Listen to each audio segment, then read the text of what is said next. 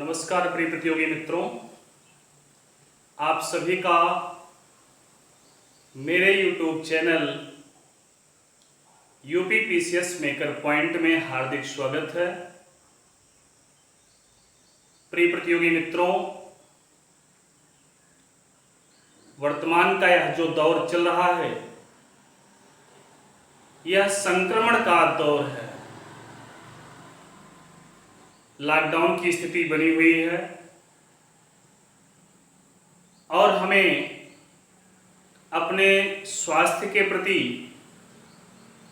सचेष्ट भी रहना है और साथ ही साथ अपने अध्ययन को भी गति देना है। अपने अध्ययन को गति देने का मतलब यह है कि जो समय मुझे मिला हुआ है इसका पूर्णतः उपयोग किया जाए। प्रिय मित्रों, चूंकि लॉकडाउन की स्थिति के कारण ही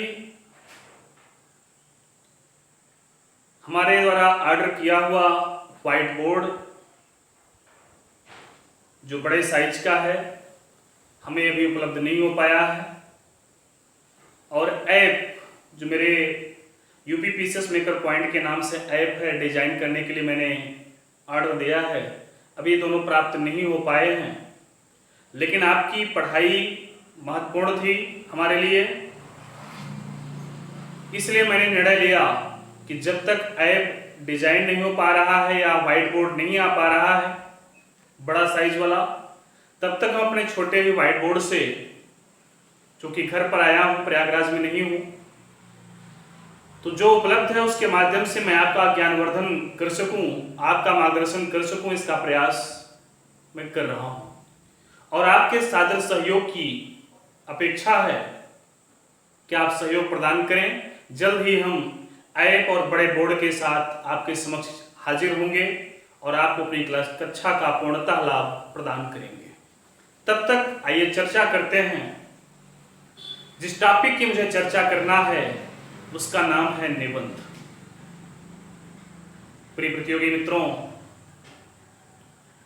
वर्तमान की यूपीएससी की परीक्षा हो, यूपी पीसीएस की परीक्षा हो, एमपी पीसीएस की परीक्षा हो, उत्तराखंड की परीक्षा हो, आरएएस की परीक्षा हो, बिहार पीसीएस की परीक्षा हो, आपसे निबंध की मांग की जाती है, निबंध पूछा जाता है। जानते हैं क्यों पूछा जाता है?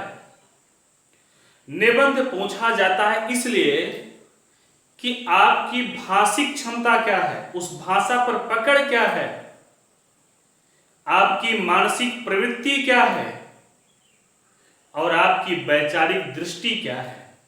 तीन बातें मैंने आपको बताया। क्या क्या? बहुत ही महत्वपूर्ण बात। भाषिक क्षमता, भाषिक क्षमता की बात की जाती है, मानसिक प्रवृत्ति और वैचारिक दृष्टि। ये तीन चीज परखने के लिए ही आपसे निबंध पूछा जाता है। वर्तमान में मुख्य परीक्षा के जितने भी प्रश्न पत्र होते हैं, चाहे वो सामान्य अध्ययन का प्रश्न पत्र हो या एथिक्स का पेपर हो, सामान्य अध्ययन में जितना खुलापन, जितनी आजादी आपको निबंध में दी जाती है उतना आपको कहीं नहीं मिल सकता, उतना आपको मिल ही नहीं सकता। ये आजादी दी क्यों जाती है कि आप एक प्रशासनिक ऑफिसर बनने जा रहे हैं, आप एक एसडीएम बनने जा रहे हैं, आप एक बीडीओ बनने जा रहे हैं, आप एक नायब तहसीलदार बनने जा रहे हैं, आप एक डीएसपी बनने जा रहे हैं। क्या सोच है आपकी, क्या विचार है, क्या भाव है? आप कम से कम, हमें 3 निबंधों के माध्यम से यूपी पीसीएस के संदर्भ में बात कर रहा हूं कि दिए गए 9 निबंधों में 3 निबंध पर, उसमें से आप सोच लीजिए किस पर मुझे लिखना है। अपना व्यू मुझे बताइए, मैं समझ सकूं, मैं जान सकूं कि आपकी सोच, विचार, आपकी क्षमता, आपकी वैचारिक दृष्टि, आपकी मानसिक प्रवृत्ति, आपकी भाषिक क्षमता एक प्रशासनिक अधिकारी की है या नहीं है।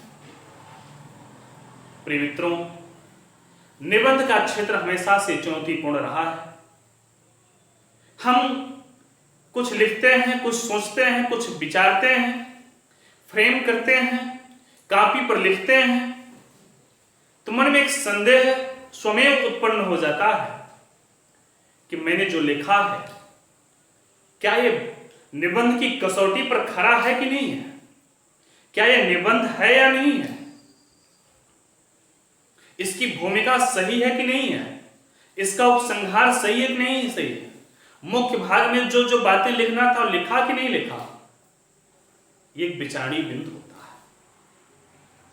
वर्तमान में मैंने देखा कि बाजार में उपलब्ध बहुत सी पुस्तकें हैं जो निबंध के नाम पर आपको उपलब्ध कराई जाती है, लेकिन निबंध क्या है, निबंध की उत्पत्ति कैसे हुई, निबंध की क्या विशेषताएं हैं, निबंध कितने प्रकार के हैं, निबंध की क्या बारीकियां हैं, निबंध में क्या देखा जाता है, निबंध को तैयार करने के क्या रास्ते हैं, एग्जाम में किस विषय पर निबंध लिखा जाए, किस पर ना लिखा जाए, और लिखा जाए तो कैसे लिखा जाए, उसकी भूमिका कितनी पंक्ति की हो, उस भूमिका में क्या बातें लिखी जाएं, कहां से शुरुआत की जाए, उसका उपसंहार कैसे लिखा जाए, क्या बातें कही जाएं, कितनी पंक्ति में हो बातें, और हमारे मुख्य भाग जो भूमिका और उपसंहार के बीच में होता है वो कैसे लिखा जाए, आंकड़े का प्रयोग कैसे किया जाए, उद्धरण का प्रयोग कैसे करें, हम सूक्ति का प्रयोग कैसे करें। ये एक विचारणीय बिंदु है। ऐसा नहीं कि जहां इच्छा हो वहां आंकड़ा लगा दीजिए, ऐसे करके आप निबंध में अच्छे अंक नहीं प्राप्त कर सकते हैं। निबंध में अच्छे अंक लेने के लिए आपको निबंध के अर्थ पर जाना ही पड़ेगा। हालांकि कभी एग्जाम में नहीं पूछा गया कि निबंध क्या है, निबंध की व्युत्पत्ति बताइए, लेकिन मित्रों जब तक हमें उसके सारे हथियार पता ना हो तब तक हम निबंध की रचना कैसे कर सकते, कैसे जानेंगे कि निबंध है, कैसे हम समझेंगे कि हम निबंध लिख रहे हैं। तो आइए निबंध पर पहले चर्चा करें कि निबंध है क्या। विभिन्न प्रकार के पुस्तकों को आप पढ़ेंगे तो तमाम तरह की बातें कही गई हैं, तमाम तरह के नोट्स में तमाम तरह की बातें हैं, लेकिन मैं एक संक्षिप्त चर्चा आपसे कर रहा हूं निबंध की। मित्रों, ये जो निबंध शब्द है, जिस निबंध की मैं चर्चा करने चल रहा हूं, आचार्य हजारी प्रसाद द्विवेदी के अनुसार संस्कृत साहित्य में भी निबंध नाम की विधा मौजूद है, लेकिन यह हिंदी के निबंध से अलग निबंध है जो संस्कृत साहित्य में या संस्कृत की विधा में एक निबंध की विधा है। संस्कृत में जो निबंध की विधा है, इसका प्रयोग धर्मशास्त्रीय विवेचन में किया जाता था, धर्मशास्त्रीय व्याख्या में किया जाता था। और जब हमें हमारे धर्मशास्त्रीय विचारों पर कोई चुनौती मिलती थी, किसी विपरीत सिद्धांत के द्वारा, किसी विरोधी सिद्धांत के द्वारा, तो हम अपने तर्कों से, अपने प्रमाणों से उस विरोधी सिद्धांत को, जो हमारे धर्मशास्त्रीय सिद्धांत को चुनौती दे रहा है, उसे ध्वस्त करने का प्रयास करते थे। और यही जो प्रमाण दे करके, तर्क दे करके हम ध्वस्त करते हैं, इसी का नाम है निबंधन। मतलब प्रमाणों का निबंधन होता है, तर्कों का निबंधन होता है। लेकिन ध्यान रहे, संस्कृत के निबंधन में जिस निबंधन का को दर्जा दिया गया निबंध का, उस संस्कृत के निबंध में वैयक्तिक प्रधान गुण नहीं था। मतलब संस्कृत का जो निबंध है वह व्यक्तित्व प्रधान नहीं है, वह वैयक्तिक प्रधान नहीं है। लेकिन वर्तमान में जिस निबंध की चर्चा होती है, हिंदी विधा में, हिंदी साहित्य में जिस निबंध की चर्चा होती है, वह पाश्चात्य साहित्य से आया हुआ है, या यूं कहें कि भारतेंदु युग में पश्चिमी साहित्य के प्रभाव से हिंदी साहित्य में निबंध नाम की विधा का जन्म होता है। आखिर वो कौन सी विधा है जिसकी चर्चा हिंदी साहित्य के निबंध में होती है? तो हम उस पर जाने से पहले हम सबसे पहले विचार करते हैं कि पश्चिमी साहित्य में निबंध का आगमन कैसे होता है। पश्चिमी साहित्य की बात करें तो एक शब्द हमें मिलता है जिसका हम आप हिंदी अनुवाद निबंध बताते हैं, वह संस्कृत वह अंग्रेजी का शब्द है। वह अगर कहा जाए पश्चिमी साहित्य का शब्द है एस्से।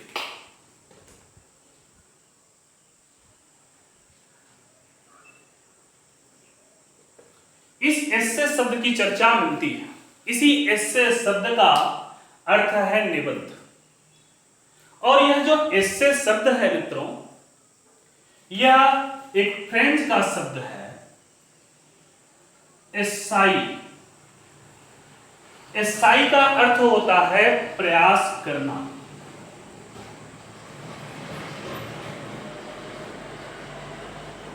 यह फ्रेंच का शब्द है, ध्यान दीजिएगा। यह कहा जाए गद्य की छोटी रचना, मतलब यह गद्य की छोटी रचना है। क्या है ये?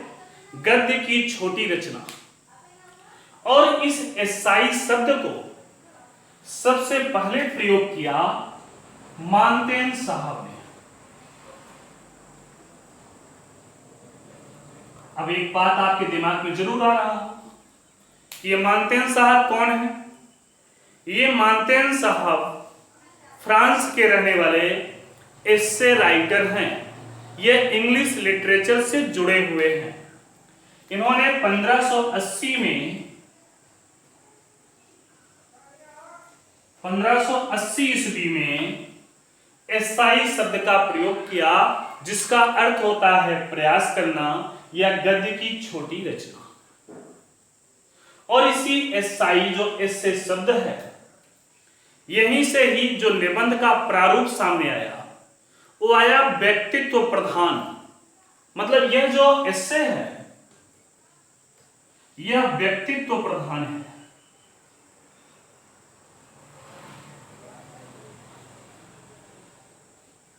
मतलब अब आपके व्यक्तित्व की परख निबंध नाम की विधा में होती है।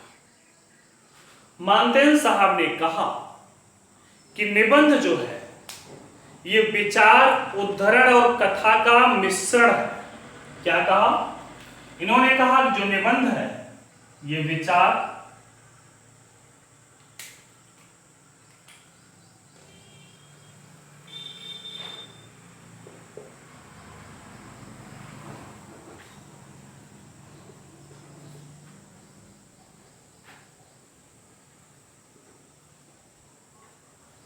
इन तीन का इन्होंने इसको कॉम्बिनेशन बताया। किसको किसको? विचार, उद्धरण और कथा। किसने बताया? मानतेन साहब। इन्हीं मानतेन साहब को ही निबंध विधा का जनक कहा जाता है, आधुनिक निबंध का जनक कहा जाता है। और ये भारतेंदु युग में हिंदी साहित्य में प्रवेश करता है। आपको पता ही है कि भारतेंदु युग को भारतीय पुनर्जागरण का काल कहा गया है।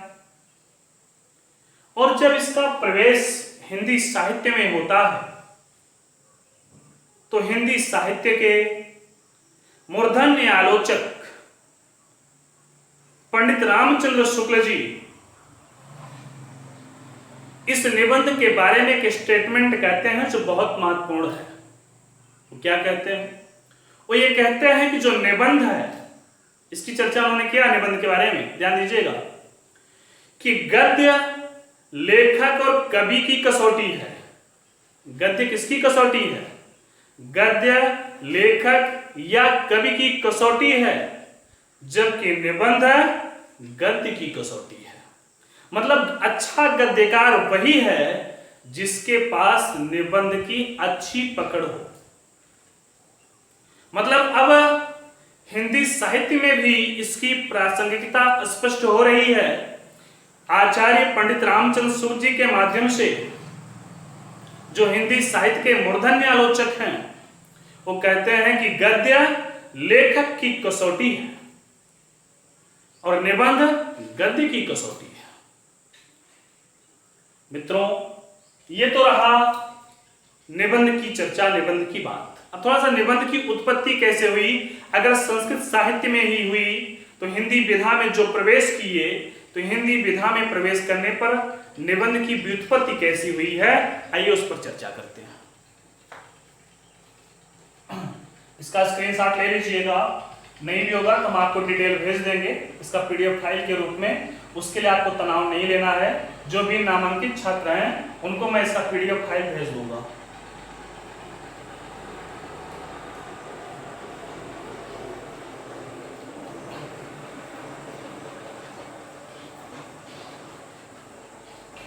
ध्यान दीजिए मित्रों,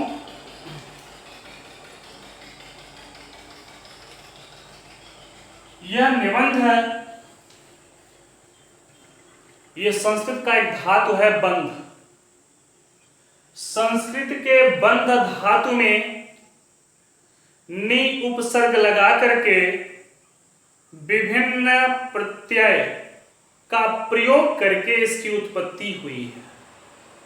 ध्यान दीजिए, क्या मैंने कहा कि बंध यह संस्कृत का एक धातु है बंध, उसमें नि उपसर्ग लगाया गया है और विभिन्न प्रकार के प्रत्यय का प्रयोग करके, योग करके, जोड़ करके इसकी व्युत्पत्ति की गई है। एक व्युत्पत्ति होती है इसकी नि धन बंध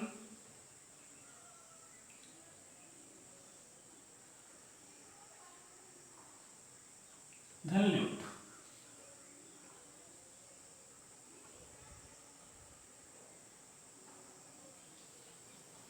नि धन बंध धन ल्युट मतलब विचारों का निबंधन ही।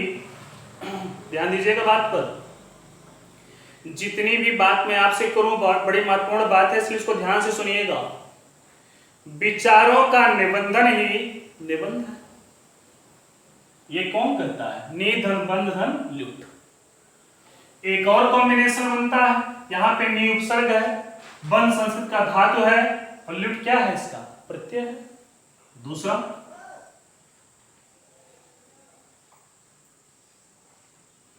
नि धन बंध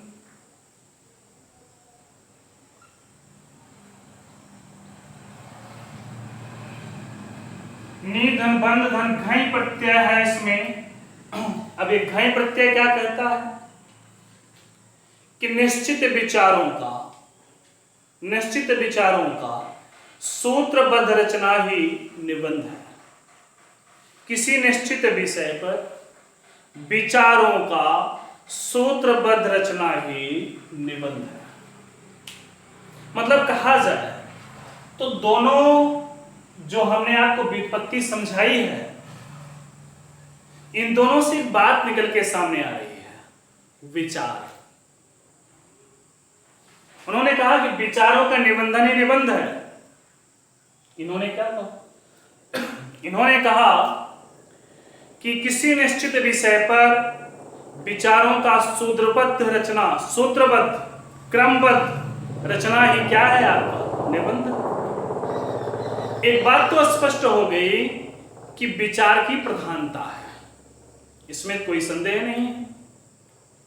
अब थोड़ा सा हम निबंध के अर्थ को समझ लेते हैं कि निबंध का मौलिक अर्थ क्या होता है और निबंध का शाब्दिक अर्थ क्या होता है।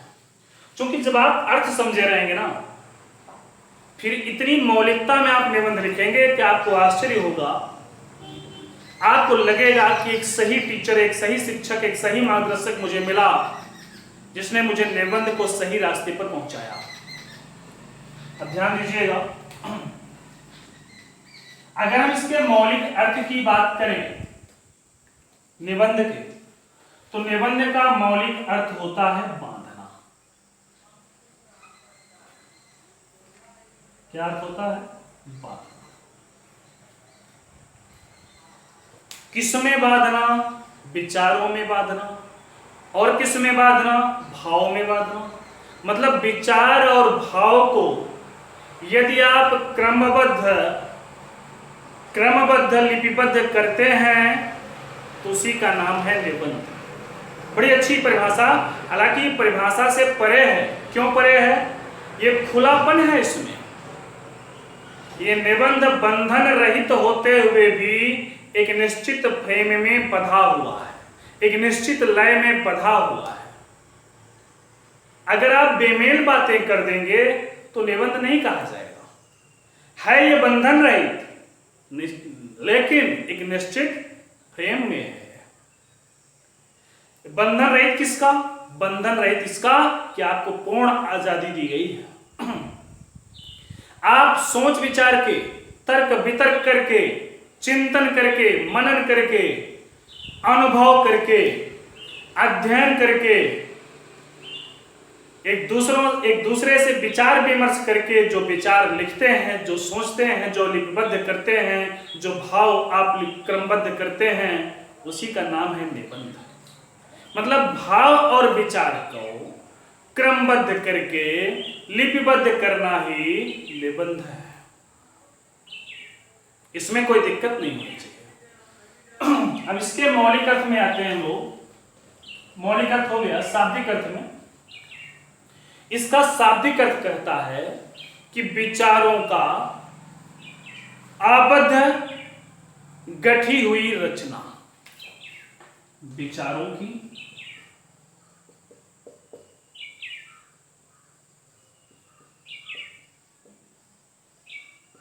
आबद्ध गठी हुई रचना, यह इसका शाब्दिक अर्थ है। बांधना मिला। बांधने का मतलब मैंने आपको बता दिया, क्रमबद्धता होनी चाहिए। मतलब जो हमारे विचार हैं, जो हमारे भाव हैं, वो क्रमबद्ध ढंग से जुड़े हों। और वही बात इसके शाब्दिक अर्थ में भी है कि विचारों की आबद्ध गठी हुई रचना। और इसके गुण जान लीजिए, क्या और गुण है इसके। यह निबंध आत्म प्रकाशन से जुड़ा है।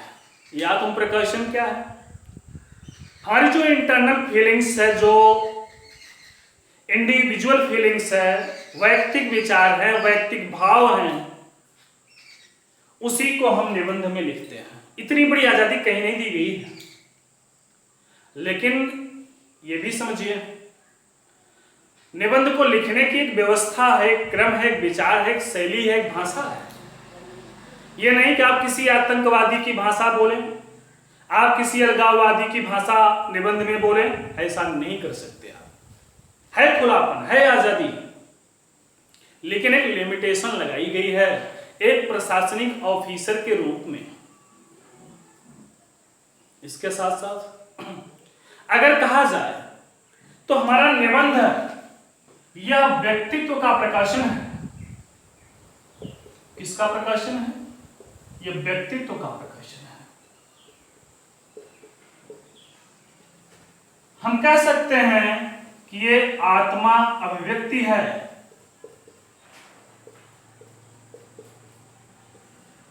आत्मा अभिव्यक्ति है,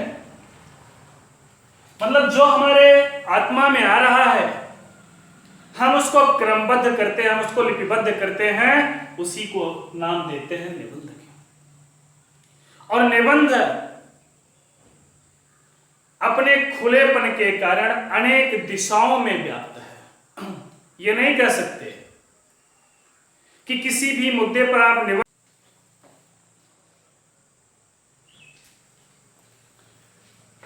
ध्यान दीजिएगा, मैंने आपसे कहा कि निबंध यह परिभाषा से भी परे है। क्यों? खुलेपन के कारण। और यह अपने खुलेपन के कारण ही अनेक दिशाओं में व्याप्त है, जुड़ा है। कहने का मतलब यह हुआ कि अगर हम सारांशतः पूरी बात को देखें निबंध की, तो निबंध यह कहता है कि आपका जो विचार है प्लस आपका जो भाव है, दो बातें इंपॉर्टेंट हैं, विचार और भाव। इसी को हम क्रमबद्ध करके लिपिबद्ध कर दें।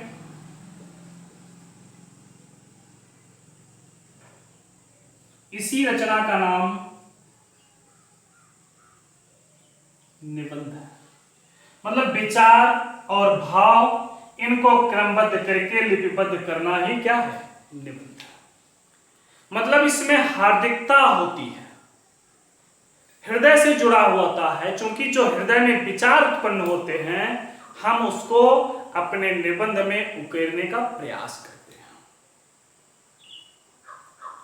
और एक प्रशासनिक ऑफिसर के तौर पर आपसे निबंध में उसी ढंग की भाषा और उसी ढंग के विचार की अपेक्षा की जाती है। वो क्या है? पहली बात, एक प्रशासनिक ऑफिसर ये संवेदनशील होता है।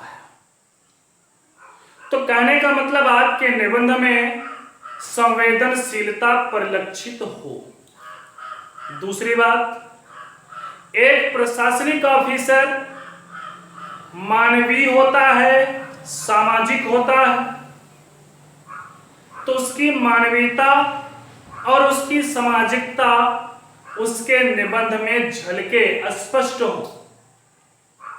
एक प्रशासनिक ऑफिसर सकारात्मक होता है, रचनात्मक होता है। तो उसकी सकारात्मकता और उसकी रचनात्मकता उसके निबंध में उकरे, सामने आए।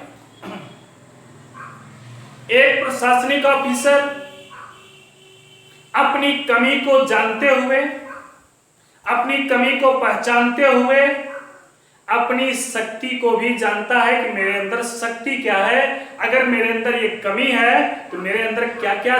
तो यह बात ध्यान देने योग्य है कि एक प्रशासनिक ऑफिसर में संवेदनशीलता, मतलब वो संवेदनशील है, मानवीयता, सामाजिकता है, वह रचनात्मक है, वह सकारात्मक है, साथ साथ वह अपनी कमियों को जानते हुए, पहचानते हुए अपनी शक्तियों को भी जानता है। जैसे हर कोई भी व्यक्ति हो, कुछ ना कुछ तो कमी सब में है ना। आप हो या हम हैं, कोई भी हो, कुछ ना कुछ कमियां सब में है। लेकिन हम अपनी पॉजिटिव पक्ष को भी जानते हैं कि वह कौन सा मजबूत शक्ति मेरे अंदर है जो मुझे ताकत देता है, जो मुझे ऊर्जा देता है। इसके साथ साथ एक प्रशासनिक ऑफिसर अपने मूल्यों से बिना समझौता किए हुए, अपने मूल्यों से समझौता नहीं करता, लेकिन सबको साथ लेकर के चलने की अद्भुत क्षमता रखता है। यह गुण भी आपके निबंध में झलकना चाहिए। वह ऐसा ना हो कि सबको छोड़ करके हम बात करें, हम अलगाववाद की बात करें निबंध में, ऐसा ना हो।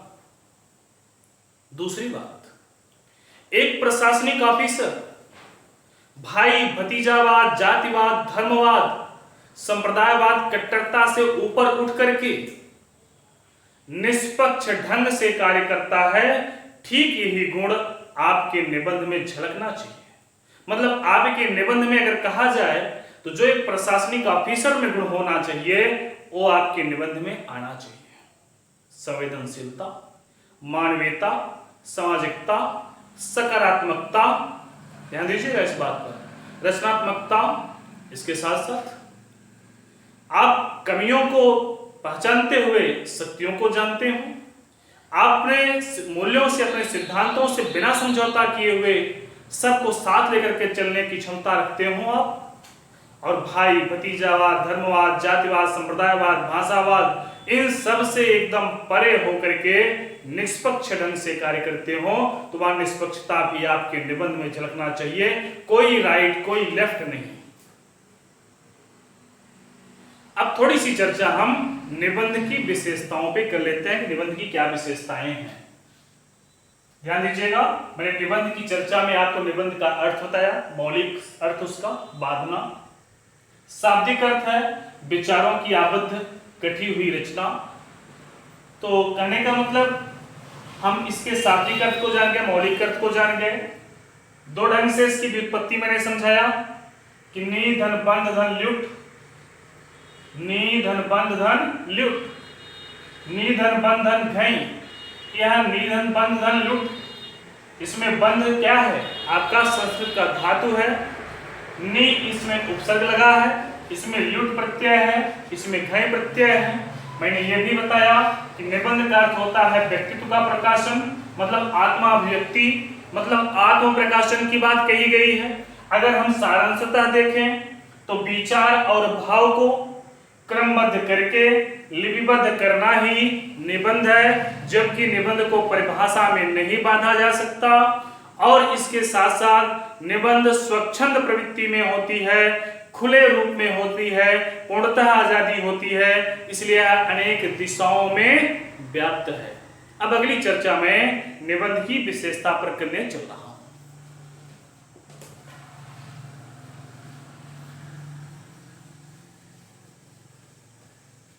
अब ध्यान दीजिए, निबंध में कौन कौन सी विशेषताएं हैं। सबसे पहला,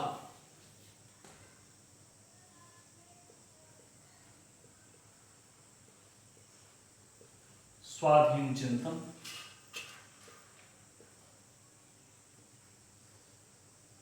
दूसरा, निश्चल अनुभूति।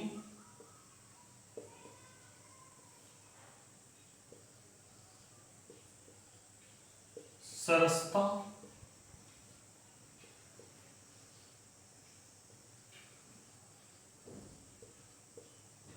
सजीवता और मर्यादा। इन 5 विशेषताओं का ध्यान रखना है मुझे। यहां स्वाधीन चिंतन का मतलब है आपका व्यक्तिगत चिंतन, विचार, आपका जीवन दर्शन, आपकी मौलिकता। तो आपकी मौलिकता, आपकी जीवन दर्शन, आपकी व्याख्या, आपका विचार, ये स्वाधीन चिंतन के अंतर्गत आता है। निश्चल अनुभूति में जो भाव पैदा होते हैं, जो हृदयानुभूति है, वह पूर्णतः शुद्ध रूप से उसका प्रकाशन हम करें, बिना किसी छल कपट के, बिना किसी बनावटीपन के, तो उसे हम कहेंगे निश्चल अनुभूति। मतलब उसमें वह किसी प्रकार के कुंठा से, ईर्ष्या से, द्वेष की भावना उसमें ना हो, उसमें भाव हो, मतलब हृदय की आग्रह हो, हृदय की बात निकल करके सामने आए। सरसता हो, कहते हैं कि वह निबंध ही क्या जिसमें सरसता ना हो, मतलब रस से परिपूर्ण हो, उसमें निरसता नहीं होनी चाहिए। मतलब कोई अगर आपका निबंध पढ़े, कोई परीक्षक, कोई पाठक, तो उसे उसमें सरसता मिले, उसकी इच्छा हो कि यार मैं आगे भी पढ़ूं, आगे क्या लिखा है, आगे क्या लिखा है, यह रोचकता आपके निबंध में बनी रहनी चाहिए। सजीवता। सजीवता का मतलब है कि सबलता हो, उसमें गति हो, वह डायनेमिक होना चाहिए, स्थिर नहीं होना चाहिए।